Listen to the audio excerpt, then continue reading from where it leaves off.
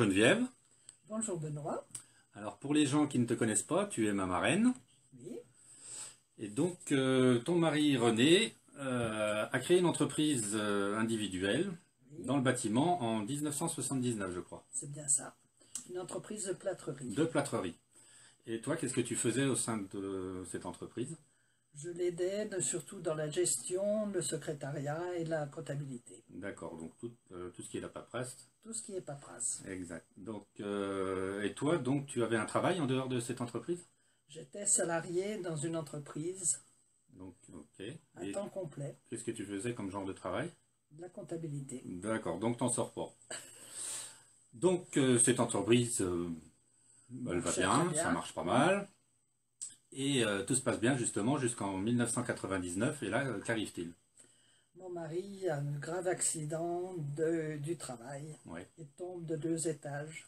d'accord. Donc grave blessure. Grave blessure, hospitalisation de 6 mois, rééducation d'1 an. Bien, donc 18 mois au total 18. d'arrêt. Voilà. Et donc comment tu as pu gérer la place vide qu'a laissé l'absence de René?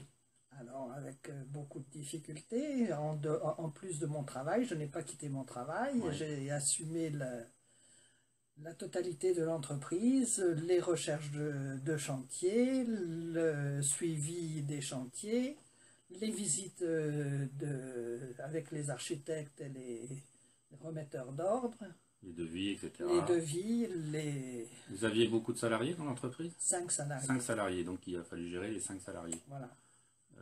Dans cette entreprise, il y avait quelqu'un sur qui tu pensais pouvoir compter? Voilà. Je pensais pouvoir m'appuyer sur, au niveau du travail, surtout sur mon beau-frère, donc le Ouais. frère de René, qui en définitive m'a apporté plus de mal que de bien. Ouais, il n'a pas répondu à tes espérances. Pas du tout. Ce qui prouve une fois de plus que c'est pas toujours facile de travailler en famille. Non, pas du tout.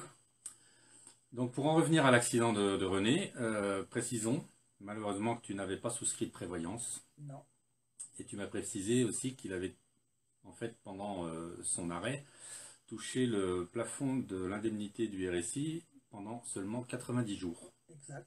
Et après, Plus rien. plus rien du tout. Plus rien. Donc on rappelle que le plafond journalier en cas d'indemnisation, c'est un petit peu plus de 20 Un euros. peu plus de 20 euros. Voilà, donc ce qui fait par mois 600 euros. Exact. Super, avec ça, On va loin. on vit vachement bien.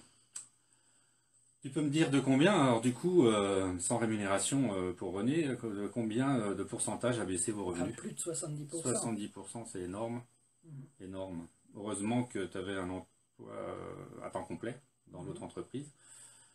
Et à gérer ces deux travails, je suppose que ça faisait des semaines avec beaucoup d'heures. Beaucoup, beaucoup d'heures. Beaucoup Ouais. de fatigue, beaucoup d'heures. Bien. Malheureusement, à ce régime-là, les difficultés sont apparues en 2000, d'après ce que tu m'as dit, pour toujours pareil, payer les charges sociales, qu'elles soient l'URSSAF donc pour les salariés, ou le RSI en ce qui concerne les charges individuelles. Je privilégiais toujours les fournisseurs. Les fournisseurs ouais. étaient toujours payés. Qui sont Et d'autres les entreprises salariés. d'ailleurs. Voilà. Et les salariés étaient payés Ouais. en temps et en lieu aussi. D'accord, le fisc aussi. Le fisc aussi. Ok. Mais Et tu m'as précisé que ton compte était créditeur. en rouge, Voilà. maximum. Voilà. Maintenant, la banque n'avait pas de raison non plus de faire des misères, puisque Non, ça rentrait. voilà, les seules difficultés, c'était de payer les charges, bien sûr, puisqu'on sait que malheureusement, c'est des gros montants. Donc, à partir du moment où tu as des difficultés pour payer les charges, eh bien, tu as l'URSSAF et le RSI qui passent à l'attaque fin 2000. Donc là s'enchaînent les mises en demeure, les contraintes. Et là, tu commets une erreur qui va avoir des conséquences terribles pour la suite.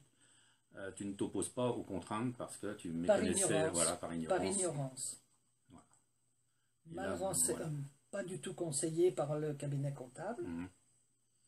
Par personne, enfin, et puis je n'avais pas pris d'avocat parce que je n'avais pas l'idée d'avoir la nécessité de prendre un avocat. Ouais. Ça ne m'était pas effleuré.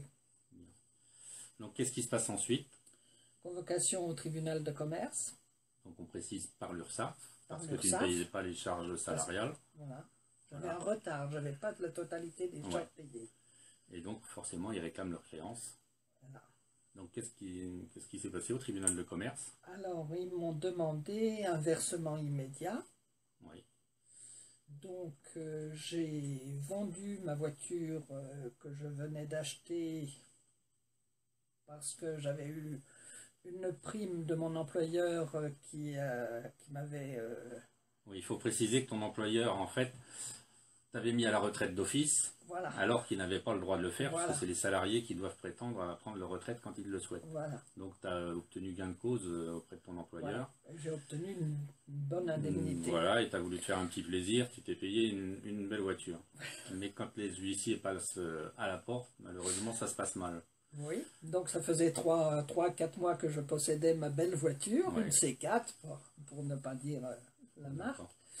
Et Et forcément, c'est la seule liquidité que tu avais. 10 c'était 000 la euros, seule. tout le monde a ça, hein, Voilà. bien sûr. Et donc, c'est la seule possibilité que tu avais d'avoir ces 10 000 euros tout de suite, c'est de Voilà. revendre ta voiture. J'ai revendu ma voiture. Le petit 10 plaisir, 000, le petit plaisir n'a pas duré longtemps. Non, avec Voilà. une grosse perte. Très bien. Donc, à partir de là, tu as pu poursuivre l'activité. J'ai poursuivi l'activité en mon nom propre. Oui. Parce ils m'ont demandé, enfin le tribunal m'a demandé de clôturer les comptes de mon mari, enfin de l'entreprise de mon mari, Oui. et de reprendre l'activité à ton nom. nom, puisque lui était déclaré en invalidité. Mais tu avais que 10 000 euros de dette ou tu as mis un J'avais échéancier un en peu place? plus. Ouais, Non, ils ont mis un j'avais plus, Ouais. mais ils m'ont demandé de me mettre à mon compte et ils m'ont proposé un échéancier. Un échéancier, d'accord. Voilà. Donc tu t'étais engagé à respecter l'échéancier. Voilà. Le problème, c'est que les cotisations, vu le fameux décalage qu'on a toujours de 2 ans, Voilà. les cotisations normales, entre Continue. guillemets, continuaient à arriver. Ce qui fait Et que les tu avais majorations, et les majorations qui vont avec, etc. Donc il faut rappeler qu'entre-temps, suite aux 18 mois d'arrêt à René, il s'est vu mettre en invalidité par la MDA, donc Oui. à 80%. C'est pour ça que le tribunal a demandé à ce que ce soit moi qui Voilà. reprenne et ne pas Bon, lui. toi maintenant on sait que tu as été mis aussi à la retraite. À la retraite, Et donc tu as réglé donc, ces fameux 10 000 euros qu'on te réclamait tout de suite. Mhm. Et puis donc tu nous expliques que le tribunal de commerce t'a fait une offre donc, de reprendre l'entreprise à ton nom pour poursuivre l'activité et pouvoir, on voit bien derrière ça, apurer les dettes. Exactement. Très bien. Donc ça c'était pendant 3 ans, hein, je Oui. crois. Au Et, cours de ces 3 années-là, le chiffre d'affaires a remonté puisque j'ai pu m'occuper j'avais plus de travail personnel, donc j'ai pu m'occuper des chantiers. J'allais moi-même sur les chantiers, je D'accord. faisais le suivi du chantier. Mhm. Et là, l'activité a remonté, le chiffre d'affaires aussi. donc tu avais bon espoir de J'avais pouvoir bon épurer espoir, ces dettes. mais au bout des 3 ans, j'ai jeté l'éponge, comme Ouais. on dit, parce que j'étais de plus en plus menacé. Ouais. Des majorations qui devenaient le triple de ce que je devais. Mhm. Donc je voyais que à ce Les frais niveau, d'huissier. les frais d'huissier, de tout, je n'arriverais plus à m'en sortir. Je Ouais. n'arriverais plus, j'avais plus d'issue. Donc, Je ne t'avais- pouvais plus m'en sortir. Physiquement, moralement. Moralement c'était- et ouais. physiquement, j'étais épuisé. Et là, tu t'es dit, j'ai J'ai demandé à donc me faire mettre- demandé Ouais. au tribunal de commerce une liquidation judiciaire. D'accord. Et c'est là où c'est des petits malins. Quand tu as demandé liquidation judiciaire, forcément, il restait des dettes. Et qu'est-ce qu'ils t'ont annoncé? Alors ils m'ont dit saisie immédiate de la maison. De la maison. Et toi, forcément, tu ne Ben, voulais pas perdre la maison. Je ne voulais pas perdre la Bien maison, je n'ai qu'une fille, on n'a qu'une fille, Mhm. et je voulais Alors, quand même lui laisser quelque ouais. chose. Sauf que à ce moment-là, tu as commis une autre petite erreur. Toujours par ignorance. Mais ça, il y a tellement de gens qui ne le savent pas. J'espère donc qu'avec le mouvement, il y aura de plus en plus de gens informés. C'est que tu pouvais rendre la maison insaisissable auprès d'un notaire. Ben oui. Toi, tu as voulu être trop honnête. Trop honnête. Et surtout avec des bandits.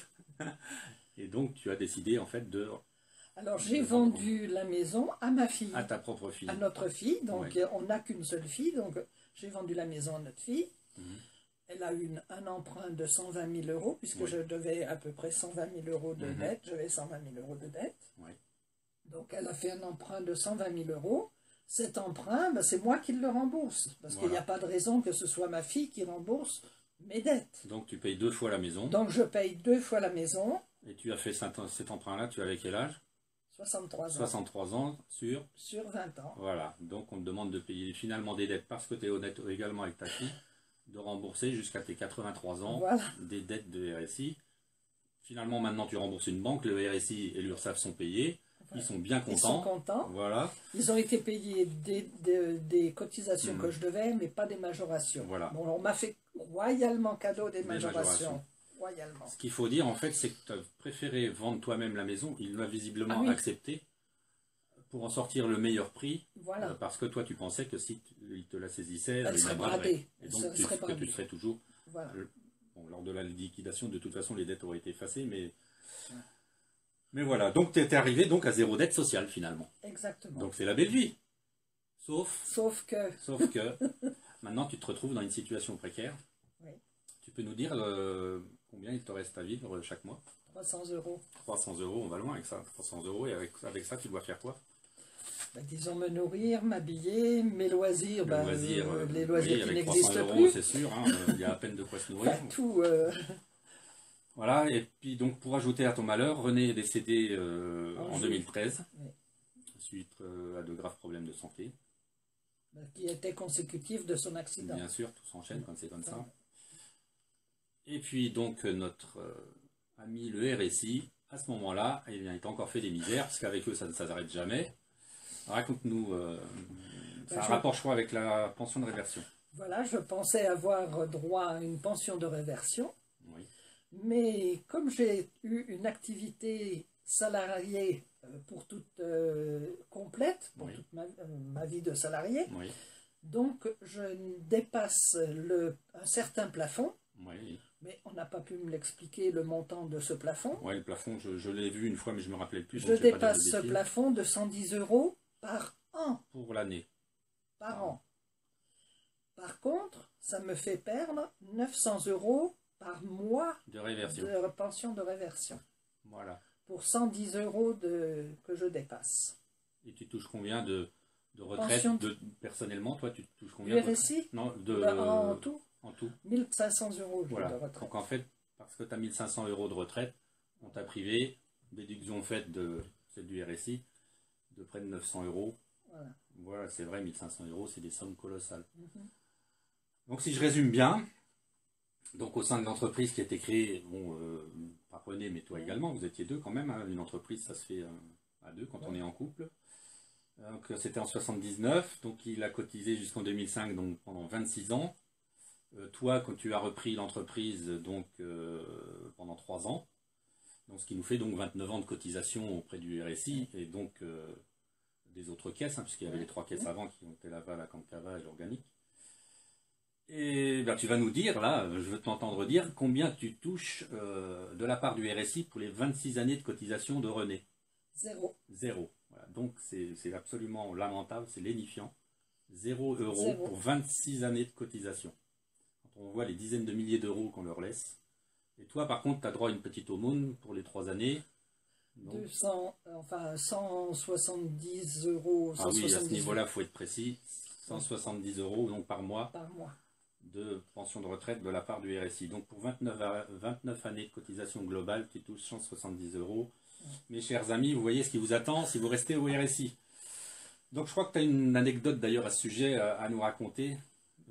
Tu les avais eu au téléphone, je crois, le RSI, et tu as voulu Oui, leur dire quelque chose. quand on a parlé de mettre en retraite mon mari René, je leur ai demandé une évaluation du montant de retraite qu'il allait toucher. Oui. Et je leur ai fait, elle m'a annoncé une somme, je ne sais plus exactement combien maintenant, mais alors je lui ai fait cette réflexion. Je dis, mais avec tout l'argent que je vous ai versé, je l'aurais mis simplement sur le livret de caisse d'épargne, j'aurais largement de quoi me payer une très très bonne retraite. Ça s'appelle le régime par capitalisation. Voilà, parce que même à cette époque-là, que le taux du livret devait être encore à 2,5 ou 3%, ça m'aurait fait une retraite nettement supérieure à ce que René avait touché. À l'exception près, c'est que Oui. si tu l'avais laissé sur ton livret, Oui, vu oui, ce mais qu'ils j'aurais nous font, peut-être pu voilà, le mettre ailleurs il aussi. fallait le mettre Hein, de c'est l'autre une- côté de la frontière, puisque tu habites dans le nord-est de la France. Tu vois de quoi je veux parler. On va pas faire d'incitation là, mais les gens en vont trouver. Et donc à l'heure actuelle, comment tu fais pour t'en sortir? Parce que 300 euros, franchement, Eh c'est pas ben, grand-chose. le dimanche, 67 ans maintenant, je me me fatigue à faire des brocantes Des tous les brocantes. dimanches. Alors Pour améliorer l'ordinaire. pour améliorer un peu l'ordinaire. Donc voyez, chers amis, l'avenir, si vous êtes en difficulté avec le RSI, faites des brocantes, ça vous rapportera de quoi remplir votre assiette. C'est dur. Oui, bien sûr, j'imagine. Donc un dernier mot pour la fin, l'intention des libérés, des personnes qui souhaitent les libérer, tu peux le dire face caméra. Alors, qu'ils n'hésitent pas, qu'ils partent absolument, qu'ils arrêtent ce régime de mécréants, qu'ils arrêtent, qu'ils partent tout de suite, tout de suite, tout de suite, qu'ils n'hésitent pas une seconde. Voilà ce qui vous Pas attend. se si vous- retrouver comme moi Oui. avec ce problème, tous ces problèmes. Voilà, Geneviève est un exemple de plus. Il faut absolument quitter ce régime qui tue les entrepreneurs, et on a encore vu un aujourd'hui qui s'est suicidé dans son entreprise. Merci Geneviève. Merci.